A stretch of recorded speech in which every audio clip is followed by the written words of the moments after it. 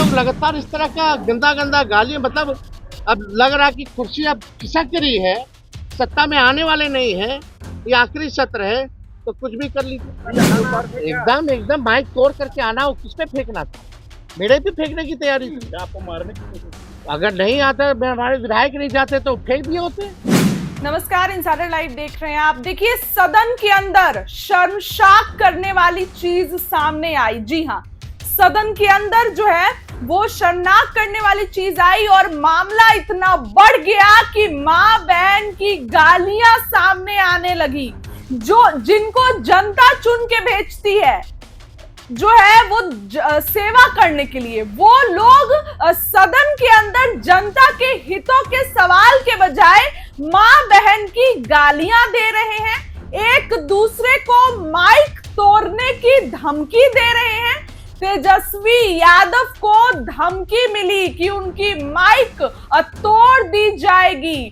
और जिस सुबह से हम आपको खबर बता रहे हैं कि तू तड़ाक से तो बात थी, लेकिन अब मां बहन तक बात पहुंच गई है। गाली गलौज हो रहा है विधानसभा के अंदर। माइक तोड़कर बीजेपी विधायक दौड़ रहे हैं। जी हां, आरजेडी एमएलए जो है वो टूट पड़े हैं। सुरक्षा घेरे में नीतीश कुमार को निकाला गया है।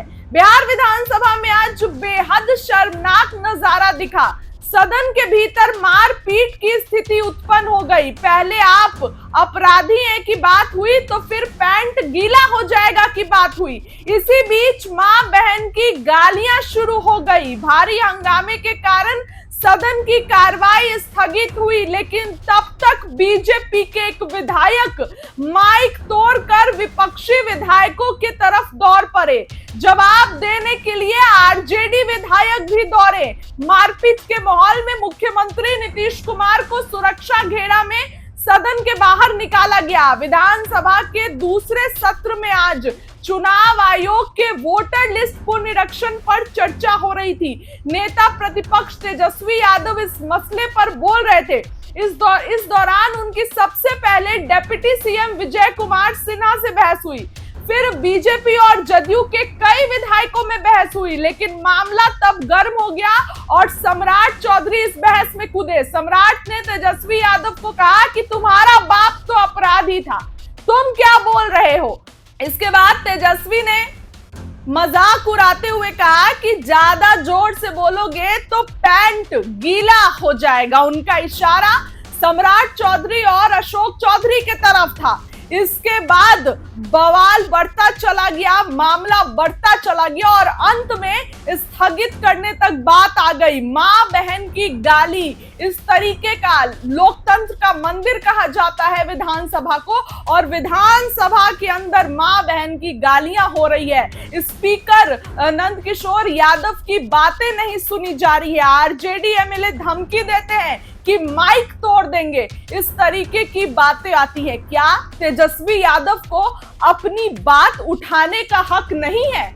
अगर विधानसभा में नेता प्रतिपक्ष ही आवाज नहीं उठाएगा तो कौन उठाएगा? और आवाज उठाने पर उनको माइक तोड़ने की धमकी दी जाती है। बीजेपी विधायकों में आखिर इतनी हिम्मत कहां से आ रही है? क्या विधानसभा के अंदर भी उनकी नेतागिरी चलेगी? सवाल अब ये खड़े होते हैं। ऐसे में तेजस्वी यादव ने बड़ी बात कही है। वो ये कहे हैं कि सब मुझसे बड़े लोग थे, लेकिन सब लोग, किसी ने भी जो है मैंने किसी से भी इस तरीके से बात नहीं की, और जब मैं एक लोग से बात करता हूं तो सब लोग सामने आ जाते हैं। मेरी बात रखने का मुझे समय नहीं मिल पाता है। अब देखिए, विधानसभा के अंदर जमकर जो है वो नारेबाजी हुई है, स्थगित करना पड़ रहा है बार बार, लेकिन लोकतंत्र के मंदिर में अगर इस तरीके से कारनामे होंगे, लोकतंत्र के मंदिर में अगर इस तरीके से सवाल जवाब नहीं होने दिया जाएगा और गाली गलौज तक बात आ जाएगी, तो कैसे काम चलेगा? फिलहाल एक बड़ी खबर बता रहे हैं, मुख्यमंत्री नीतीश कुमार को सुरक्षा घेरा से बाहर निकाला गया। मुख्यमंत्री नीतीश कुमार को आनन फानन में वहां से बाहर निकाला गया, लेकिन माइक तोड़ने तक बात आ गई है। तेजस्वी यादव का माइक तोड़ने के लिए बीजेपी विधायक पहुंच गए। इतनी हिम्मत, इतनी दादागिरी।